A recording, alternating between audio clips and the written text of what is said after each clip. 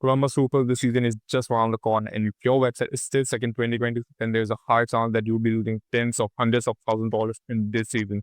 So I just audited a roofing website, like I Google Map Columbus roofing companies, and here's the website that I found that was ranking.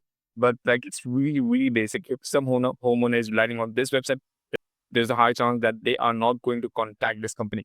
They have a really, really detailed form that most homeowners will really, really prevent. If they would have had a chatbot, if something like that, then there was a high chance that they could have get details of the homeowner. And just scroll down. They have really huge icon that's really disturbing.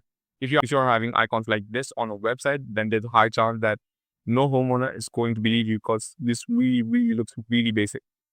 Testimonials. This is the worst testimonial section I have ever seen because the testimonial section should always be in Google Maps review. If someone like Google's Columbus Roofing company's their name, then they get a bunch of results.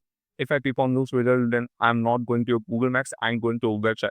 And if your website is not having that Google Map review section, then that trust is just instantly gone.